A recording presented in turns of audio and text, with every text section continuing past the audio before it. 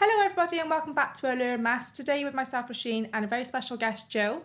October is Menopause Awareness Month, and we decided to be able to look around Menopause more, and be able to get some advice from some of the experts who work closely with menopause and gone through these symptoms yourself, and now you have a support group, don't you, Jo? I do, yeah. So Jo has kindly drove all the way from Devon this morning to join us today. So can you introduce yourself and tell me a little bit about why you started this support group and a bit of your background? Thank you. Yes, my name's Jo Douglas, and my background is a rough journey through perimenopause, without knowing that I was going through menopause, or perimenopause, should I say. And then coming out the other end and realising what I went through, moving back to the UK from the Middle East, and then thought more people need to know about this. And when the penny dropped, when I realised what I was going through, I almost left my husband, the aches and pains and all the symptoms I went through in isolation. No, there was no one talking about it where I was. So I wanted to make sure now I trained myself to coach ladies, because I want ladies like yourself at your age to know what could be coming. So if you can make changes in your lifestyle now, it's really going to help you through perimenopause. And it's my mission to help as many women as I can. You're on a mission. I'm on a mission. And you're doing really well, aren't you, Jo? Like, your page is growing massively, like, day by day. It is, and I think it's so important. And like you're saying, people in our age, like in the 30 age bracket, I think some people think about, I don't need to worry about that yet until I'm like 50. Yeah, exactly. And that's what people think. They think like 50 plus, but it's actually a lot earlier than that for some people. It is. And then so like I think when I've done all the training around menopause, we think around from roughly around the age of 42. So I think, that doesn't sound that long away. But then when I'm speaking to you now and you're saying, in your 30s, you can be doing things now to help yourself. Exactly. I think it's really important that people need to know, and even just for ourselves and for our family. Like, we have a lot of younger followers who could be with their mum, their auntie and things like that, who they might not know they're going through menopause, but they know a little bit about it. They could say, oh, mum, have you thought maybe, because a lot of people, like you said, you don't put two and two together and think this is actually... No, until it's too late for a lot of women. Unless they come across a group like mine. There's some of the ladies in my group, they're like, oh my God, thank God I found you. Because they felt so isolated until they were in a group. Now, I've got nearly 4,000 women in there. And they're like, oh, I'm not alone. Other people are going through this. And they can help each other, So what's helped one might not help another. But they can go, well, try this. It worked for me. So they'll try different things. So I'm in there as the expert. And I can say, if you do X, Y, and Z, it's definitely going to help you. But then women will come in and say, well, I did this and I did that. So it's a support group. So you're not just hearing from the expert, you're hearing from real life situations and what women have done to help themselves. That is the biggest thing, isn't it? Because I think when you go to the GP, and a lot of the time, most GPs, the majority of them actually haven't got much knowledge about menopause, unfortunately. And they just fob them off and they say, just do this, do that, take this medication, take this medication.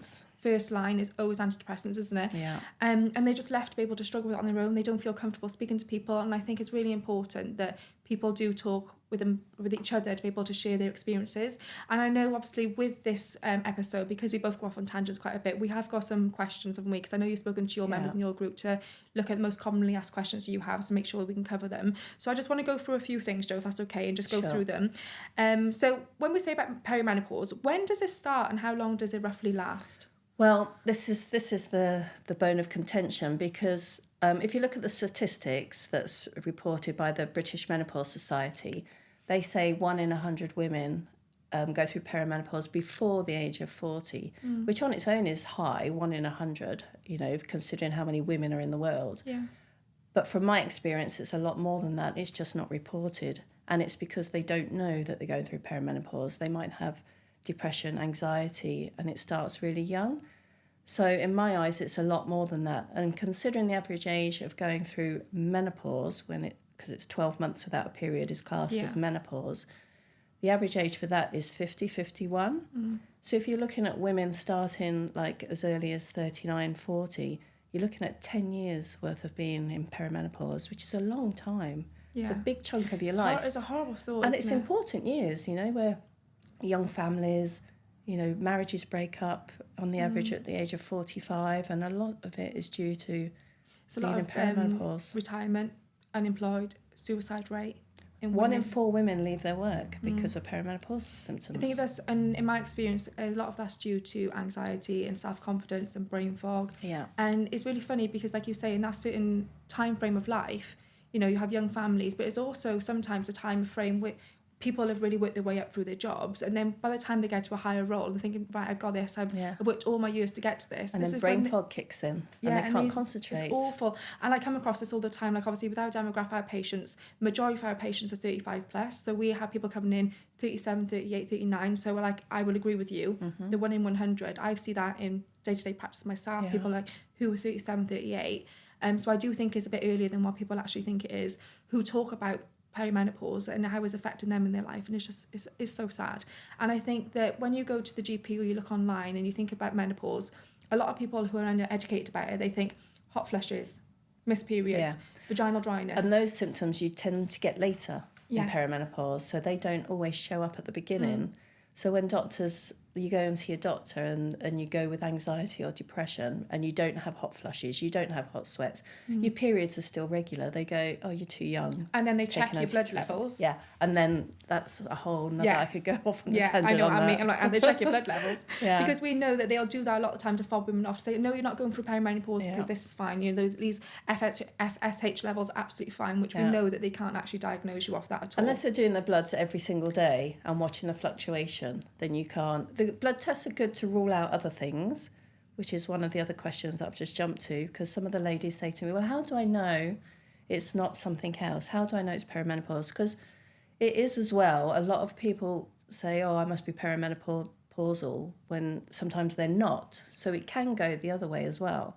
Because it's getting more talked about, there is a risk of thinking you're perimenopausal when there's something else going on. So blood tests are really good for ruling out things. So you can go and get your thyroid tested, for example. And when it rules out, like some people have a deficiency in vitamin D, for example, if you rule out all of those, then what's left? Okay, it's got to be your hormones. And if you've all of a sudden you're depressed and anxiety, or if you've suffered from depression, anxiety all your life, but now all of a sudden it's worse, then it's going to be due to your hormones, more than likely.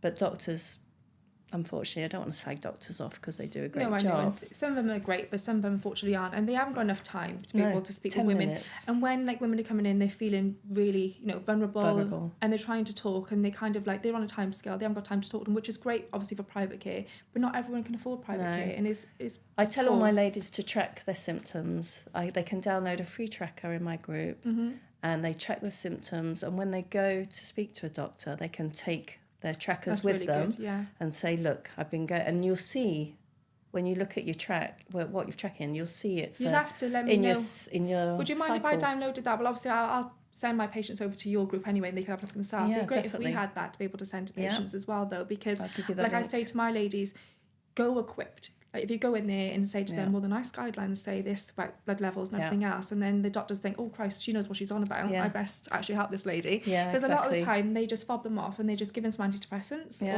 and then they lose confidence, then they don't want to go back to the GP. Or they say it's in your head, there's nothing wrong with you, off you go, go and, you're just tired, you're working too hard, go sort yourself out. Take some time off work, and then that obviously reduces their confidence even more. And that's when ladies start leaving work early, 1 in 4 ladies. If they're in a high pressure job, because stress levels really exacerbate perimenopausal symptoms, and the other way around, perimenopausal symptoms exacerbate your stress load. So it's like a vicious circle, and until you can get off that vicious circle, then it's like a spiral down, and we want to spiral it up. We want to get hold of those symptoms and have the knowledge and understand it, so we can go up rather than down and prevent it, to make sure we have a better journey, I suppose, with menopause, isn't it? Exactly. But it's awful, because I think, is it like this statistics of 52% of women now in the world, and like people just don't. 75% of perimenopausal women experience really life-changing symptoms.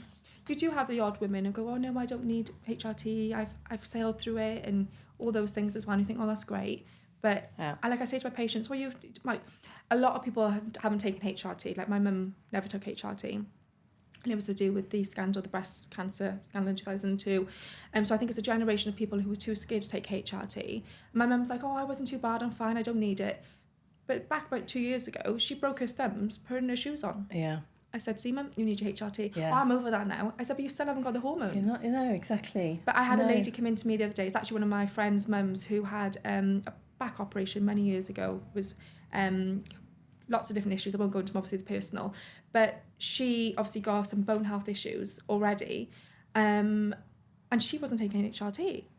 And she said, well, I'm past that now. I said, honestly, please, I promise you, you do need to take HRT. It's never too you need late to help to it. start. She went privately, and then they said, oh, whoever that beautician is, she's very knowledgeable. And I thought, good. That's good. Well but at the same done. time, please don't call me a beautician. So I'm a nurse. But no, it's so many people who think that when they're over it, they shouldn't take it. But obviously, HRT is hormone replacement therapy. Obviously, we're living longer now, so we're going without these hormones. So we still do need them. Yeah. But we're going to go off on tangents and tangents to talk about things, aren't we? Because I know I'm leading into other questions about things. Because a lot of people will go, well, I'm taking this vitamin, I'm taking this, I'm trying to do it more of a natural way. I mean, there's foods and there's herbs and there's things that you can take that will replace your hormones as well. But if you're doing that every single day and you're really on point with your lifestyle and on point with your sleep, and I mean, how many people are on point with everything? You know, exercising regularly, building their muscle, making their bones stronger, you know, by doing some impact exercises, all the things that you can do. You might not necessarily need HRT or just a little bit, you know, a small dose. But let's be realistic. How many women do that every day and are on point with that? They're not, are they? No, I'm a nightmare. And I know that we have some good patients who are really good with stuff, but even then they will do other things that compromise that in regards to diet. So they might exercise all the time, be really great at that, but then they drink lots of alcohol. Or that, and that takes me on to another subject as well. So we knew we'd go off on a tangent. Don't need notes, do we? Ladies who, like, say, for example, your age, who are really good at going to the gym and exercising a lot.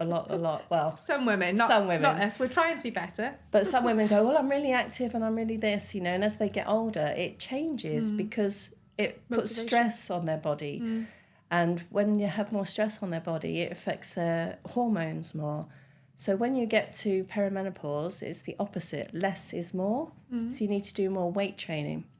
Weight training will burn your belly fat and build your muscle, but high intense aerobic exercises will create more cortisol, which in turn affects your hormones to fluctuate more. So it has the opposite effect. So as you get older, less is more. So you need to be active every day, but active like walking, swimming, not high impact cardio, and then weight training. That's a lot of my patients. They talk about the belly fat. They say they can't lose weight. They, you know, the belly is so much more around the middle. And I did see something recently, and he was saying about how walking, and it may have been on your group actually, about the walking and obviously weight training is so much better. And I was telling my lady about the other day, she's like, oh God, I'm always doing cardio. I'm trying to get rid of this fat all the time, eating really healthy. And I seen something about eating more. Yeah, because must have been your group. Yeah, then, it was in my group. I'm sure it was. Because a lot of ladies, they cut their calorie intake down because they think if they eat less, they're going to lose the weight, and then if they do more cardio, they're going to burn the calories. Which is normal. What we think. Which is normal. Which works. Cardio. Works when you're younger, but when you're in perimenopause, it doesn't work because you need to eat more, but of the right foods. You need to have whole foods, your fibre, your healthy fats, because you when you do weight training, that builds your muscle and burns your fat. Whereas when you're doing cardio burns your muscle and then you're eating less calories, so you're not feeding your muscle. So you're burning your muscle, so you're getting weaker and your belly fat's staying in the same place. Yeah. Whereas when you do weight training, it's burning your fat, and it also carries on burning your fat when you're not doing it. So if we just had a weight training session this morning, we're sitting here, we'd still be burning our fat while we're sat here talking. But with cardio, once you stop cardio, it stops burning. I never even knew that. Yeah. So don't waste your time doing cardio. No. Don't waste your time. Not in perimenopause. So how do people know that they're perimenopausal? See, that's the thing as well. A lot of women don't know because they have all these symptoms. They think they're stressed. They think they're tired. They think they're this. They think they're that. And the way to know is go to your doctor and rule out things. I think we covered that already. So once you rule out things, because you might be, it might be hypothyroidism. Look at your symptoms, track your symptoms. Why am I feeling tired? Why am I more anxious?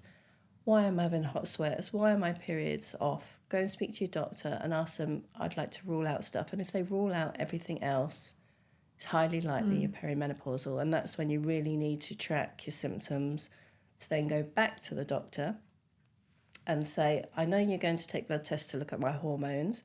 My hormones might look normal, but look at my trackers. Yeah. These are saying Don't a tell me different story. Yeah, they're telling a different fob me story. off. Exactly. So that's how you know. You'll have all the, you need a list of symptoms, which is really long. Mm-hmm. I mean, everyone talks about hot flushes and night sweats, but the amount of symptoms. A lot of people struggle with night sweats, don't they? They do. There's certain medications they can take specifically for night sweats, isn't it? They can be prescribed, but there's a lot of more there's natural a lot ways. of natural ones. Sage is really good. I mean, the biggest thing for hot flushes and night sweats is your sleep routine, meditation, yoga, because your stress hormone can affect your hot flushes. Layers, don't eat spicy food, lay off the alcohol, all the things you don't want to do. That makes it a lot worse. And then you can have things like red clover, sage is really good. There's lots of natural remedies that you can take. But breath work, I'm really an advocate of breath work. I used to be, breath work's for hippies. For hippies. For hippies. Sorry, hippies.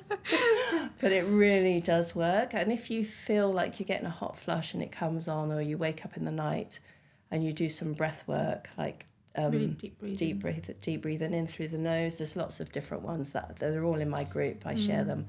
Then it really can. The same with stress as well.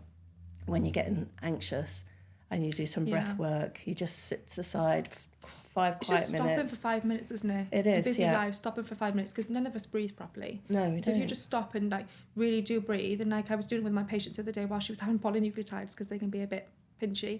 And so she was doing her breathing exercises through it, and she was like, breathe in for 4, hold for 4, out for 4. Box breathing. So I started, box breathing. Yes. So I started to do with her, and I was like, oh my God, I feel so much better. Yeah. Why am I going to do that? It's through the amazing day? how And we it forget to do feels. it, though, don't we? We terrible. do forget to do it. And when I used to be a massage therapist. I mean, I still do it occasionally, but not very often.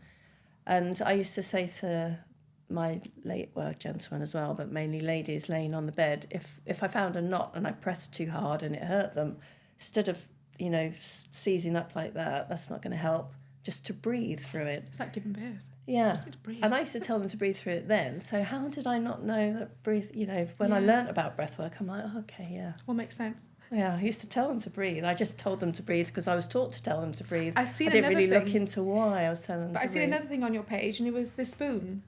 Yes. The cold spoon. Yes, cold spoon. And putting it on the forehead or something. Here, and your hypothalamus. I just go nose. I thought my kids said hanging a spoon on their nose. Yeah, I'm quite good at doing that, balancing the spoon on my nose. But no, they say if you keep a cold spoon and place the back of it here, your forehead. Because you've got your hypothalamus here, which regulates your thermo temperature inside. And if you put a cold spoon on here, then it can naturally cool you down. So carry a spoon out with you when you go out. Take it with a bag you. of ice cubes. If you can. It's better if it's cold, but generally, like in the winter, it'll stay cold in your bag. Freezing. You stand in the street with a spoon on your forehead.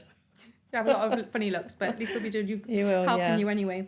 One of the biggest things as well, obviously anxiety is a massive thing with menopause and perimenopause, and I think that's one of the things that goes missed.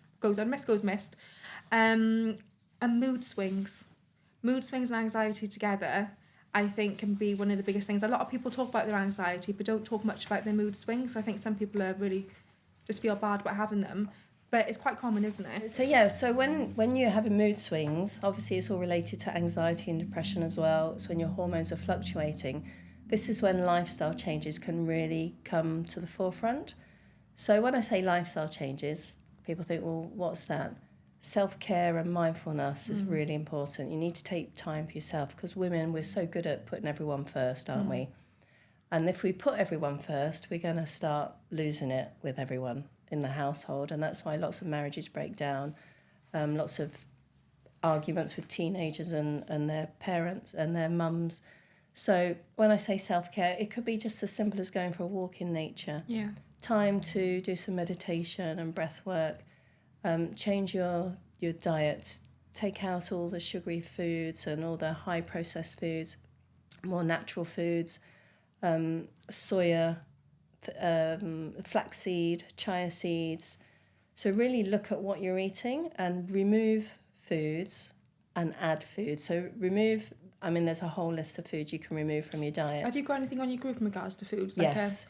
More like a menopause diet plan, maybe. I don't know. Yes, exactly. There is. Thing? Yes, yeah. When women ask me that in the group, because I've got lots of posts that I've built up over the years, then I tag them in that. So I'll tag them into what foods to eat, like and anti-inflammatory foods as well. Aloe vera. I'm a big fan of aloe vera, which helps with your gut health, because once you sort your gut out, it's also going to help with your anxiety, with your mood swings, and it's all linked. So it all goes back towards a healthy diet.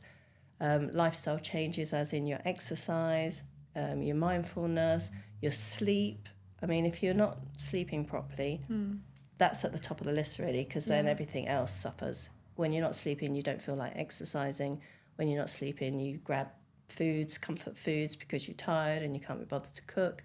So again, that's that cycle. It's so difficult though, isn't it? Because I imagine it is quite... I say it's not easy for us to say. It's easy for me to say because obviously I haven't started to go through perimenopause yet, to my knowledge. Some of the symptoms, mind, I do have.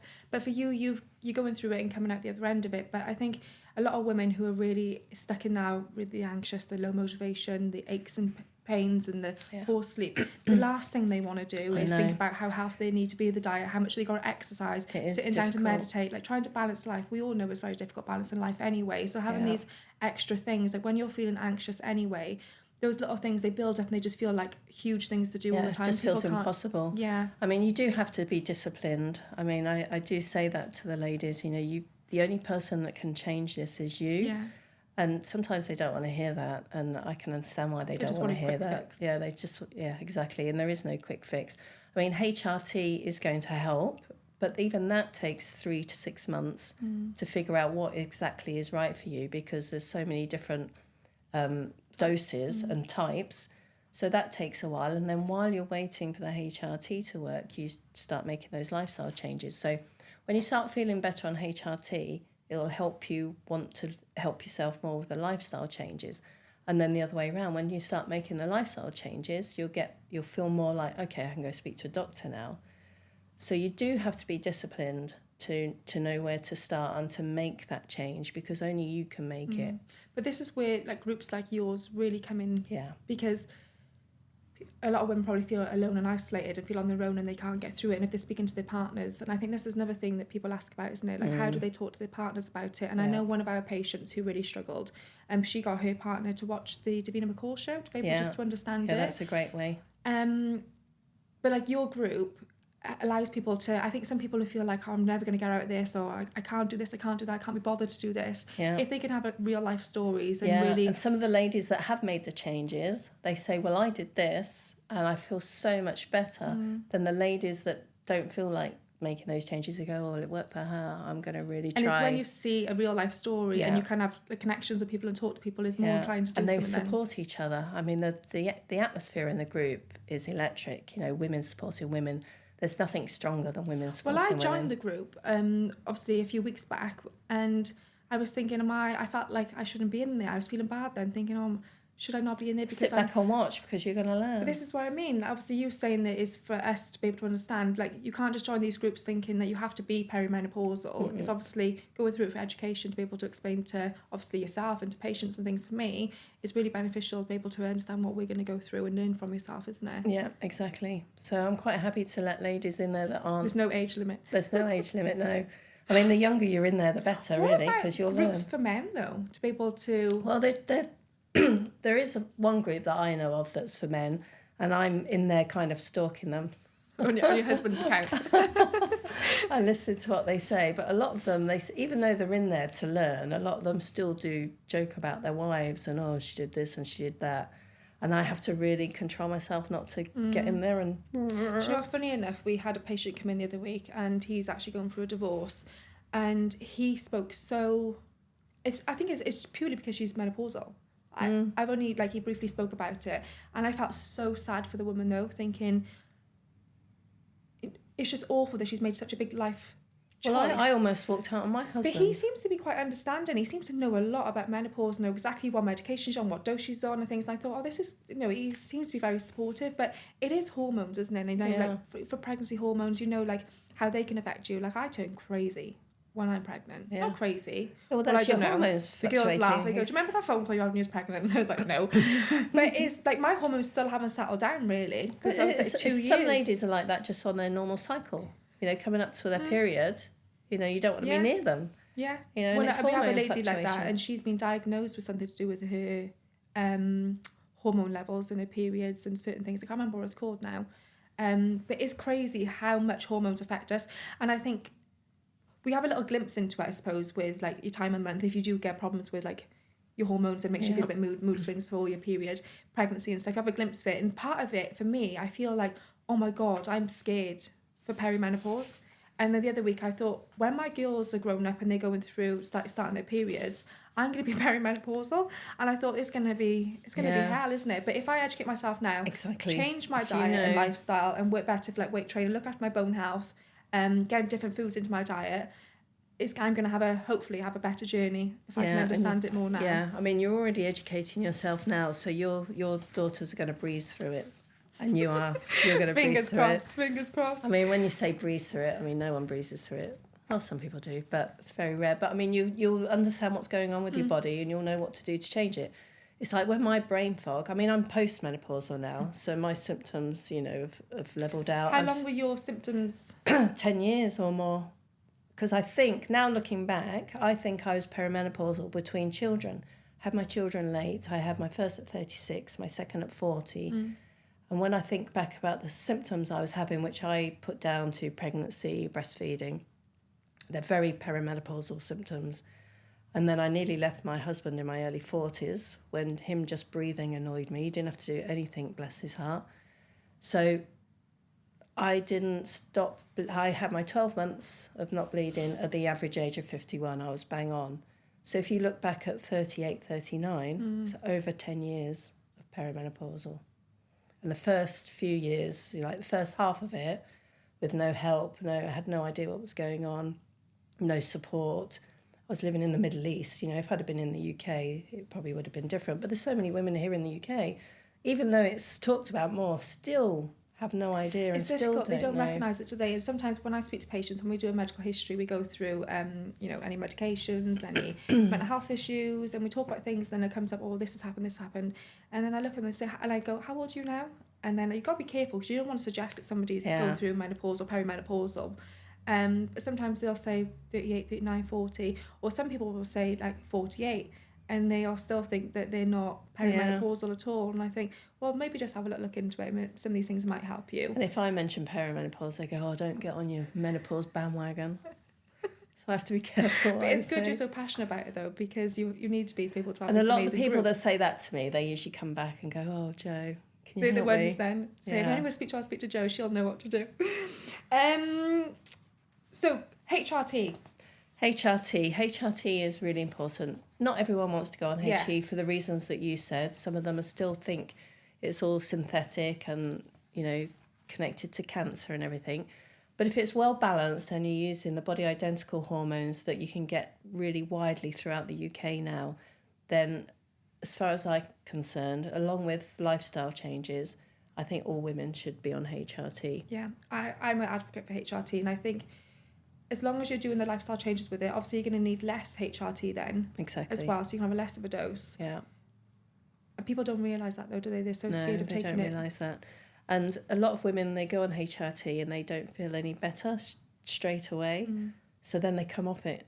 And I try to say to them, no, you've got to leave it 3 to 6 months. And even then, it took me 18 months to get mine right. It needs tweaking. I mean, it helps if you've got a doctor that understands and they tweak it and you change the type and maybe try a patch or then a gel. There's so many different types now. So it takes time to tweak that. And while you're tweaking that, if you make the lifestyle changes as well at the same time, because lots of women make the mistake of thinking as soon as they go on HRT, they're going to feel better, and then they don't. So then it gets a bad rep, it's a waste of time. But it's not only good for our hormones to make us feel better, it's also good for our there's scientific proof that it helps with our heart and bones, isn't and bones, and even dementia. Bringing on dementia, there's a lot more. The biggest killer for women is cardiovascular, isn't it? Yes, disease. it is. And obviously with HRT will help. That's going to help. Minimise those risks a little bit more, wouldn't it? Yeah.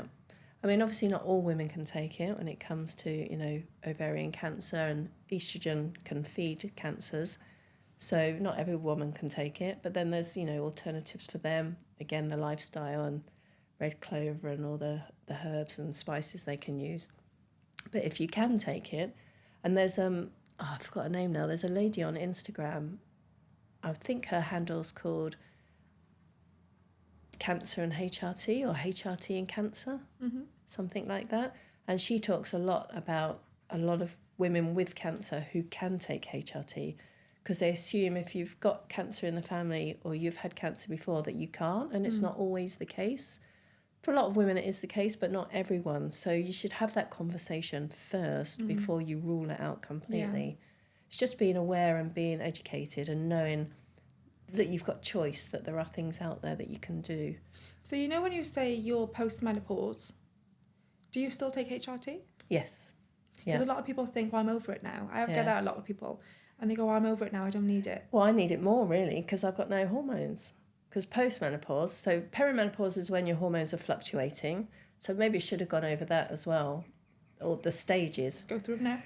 So premenopause is when, you know, you've got a regular period and you can give birth and you're fertile. Well, unfortunately, some ladies aren't, but basically, if you're fertile.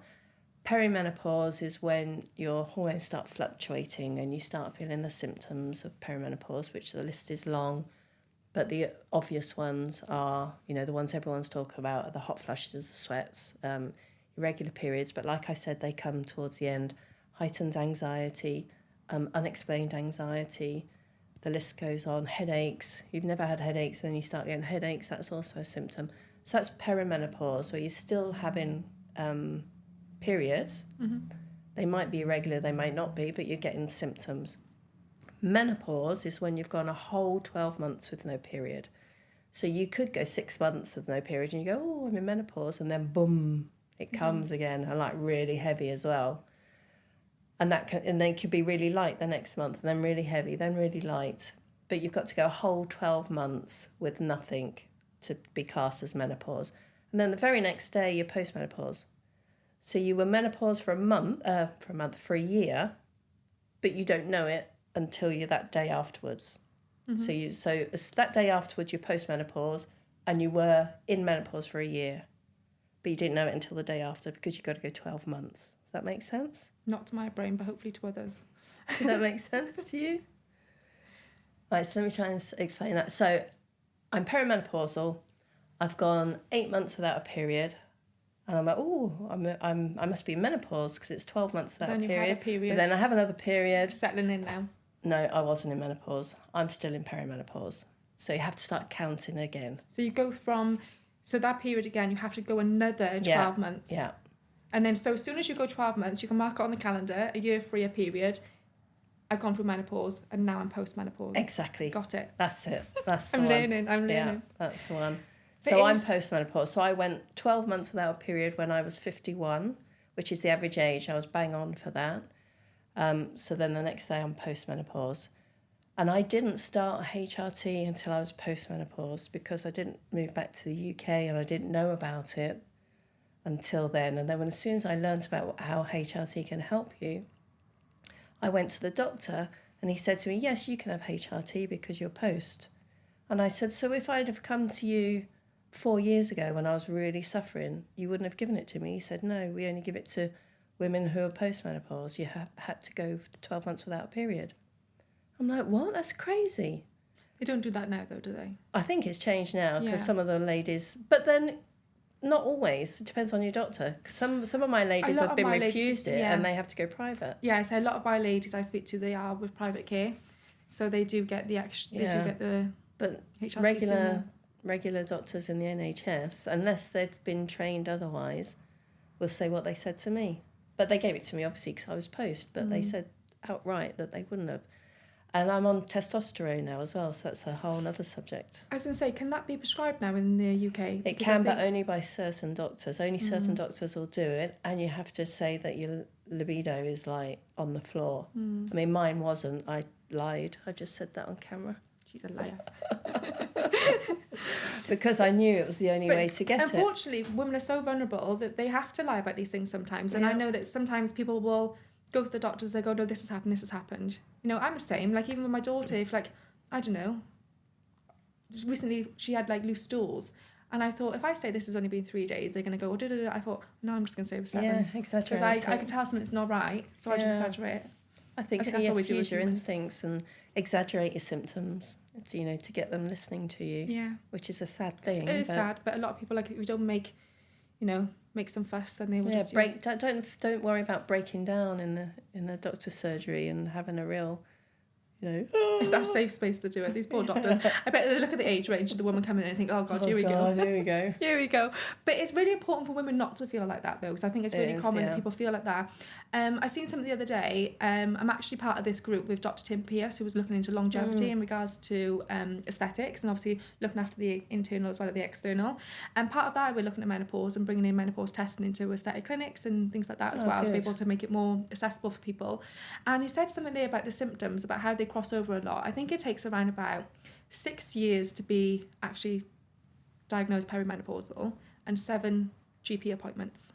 So you can go back and forth to the GP and obviously be prescribed antidepressants and this and that, but it can take literally that long and that many appointments just to them to actually realise. Well, a lot of women in my group are going through that now. I'm like, go back, track your symptoms, go back, really advocate your position, you know, tell them you know what you're talking about. So it shouldn't be like that. It's really sad. And as well, like I said about ruling things out, because a few ladies in the group as well are worried about really heavy periods. And that, although that is a symptom of perimenopause, and I say to them, don't worry, still go and check it out because that could be something as well. So you've got to be careful that you don't go, oh, it's perimenopause. And it's even more sinister. Yeah. With heavy periods, obviously we know sometimes they can be linked to other things. So sometimes people go, oh, it's just to do with menopause, but obviously we need to be mindful and they do need to be checked with the GP because it can be other issues as well, can't it? There's one lady in my group who had, she finally went to the gynecologist and they found that she had fibroids, which could have been sorted out with a hysterectomy, which is like major surgery. But she went for years with heavy periods and it could have been sorted. But again, she thought, oh, it's perimenopause. Losing a lot of blood as well all the time. Yeah, and so then you might need extra iron as well, and it makes you feel fatigued and, you know, so it is important to make sure you rule everything out. There's so many things, though, that women are struggling with, isn't there? But I think if anybody have any of these signs and symptoms, you know, if they don't feel comfortable going to the GP yet, just do a little bit of background knowledge themselves, isn't it? Educate themselves, go into these type of groups, and obviously what we'll do on the show notes is we can add your Facebook page and things there. So obviously if people want to join your group, they can do. It's a free group as well. Yeah, it's a free group. Yeah, come into you and obviously get some benefit from that and talk to other people. Yeah. One of the biggest things, I think people feel like very on their own. I say people, ladies feel very on their own. How do you say to them about talking to their friends and family and things, and even work? Yeah, well, they need to. A lot of workplaces now have menopause support at work. Not everywhere.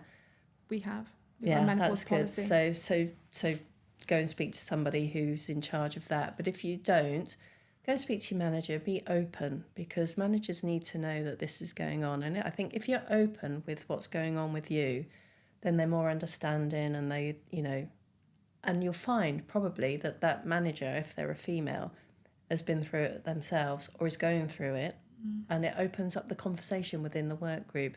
And even if you speak to a male manager, the chances are something's going on at home with their wife. You're like, oh no, in work as well. But if you don't say anything, then they don't know and they can't help you. So you've got to open that dialogue at home and at work. Speak to your children, because I've got 2 teenage boys and they go, oh, and I say to them, you know, I'm going through the perimenopause and it's a serious thing, and I sit them down, I explain it. So their wives are going to, you know, thank me later on, because they know everything there is to know about perimenopause, and just being open. And like I said, I didn't know when I was going through it. My children were really small. But now I do know, and I speak to my husband about it, and he speaks to the people, because he's a captain on a yacht, so he's got younger crew below him. And he talks to the guys and the girls, and they go, oh, and they go back and they go, yeah, that's my wife. So they've sent them all to my group as well. So there's lots of men out there, though, who are not supportive of this at all, isn't it? And women do really struggle. And yeah, and what I would say to those ones is show them articles, like you say, get them to watch Davina McCall, show them the posts in my group. I put a post in my group for the women to show their partners. I was like, get your partner to read this.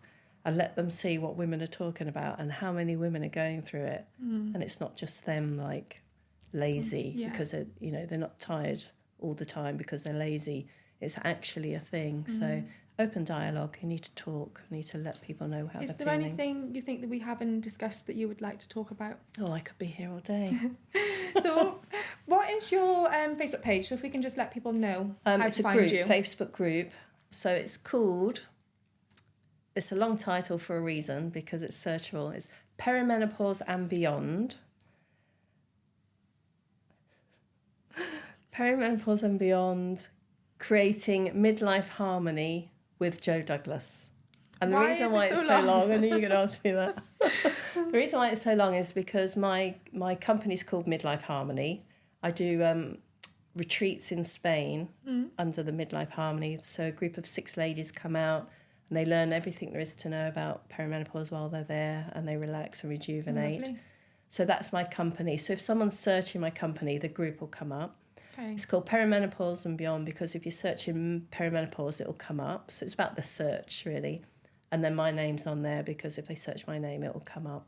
So we'll definitely put it in the show notes because people are going to be thinking, what? And they probably won't look. So we'll put it in the show notes. Put the link and the name so they can find it with the link more easily. Well, I feel like I've learnt more, and I didn't, for myself, even I've done the menopause training, I've gone through different things, I speak to my patients. I learn every day. But like I didn't realise there's things that we can be doing now, really, to be able to help ourselves. So thank you for obviously talking about that, and I will pay more attention and make sure that we're doing some changes ourselves. To make sure we got a lovely work environment because it'd be crazy with us 3. Yeah. But I am scared for my life in 10 years' time. Being perimenopausal with Sophie it's all about Stacey, knowledge. And then my teenage children. And they've got to have 2 teenage girls themselves as well. So it's going to be chaos. So it's all fun, isn't it? All fun and games. But you know what to do now, so it's going to be easier. But thank you so much for coming in. I really do appreciate it. I know you obviously come a long way, so thank you so much, Jo. My pleasure. If anyone's got any questions, obviously we'll pop the link in the show notes. You can go over and follow Jo there and ask her some questions. And obviously any questions to us as well, just let us know. But thank you for listening and hope you're all well. Until next time, bye. Bye.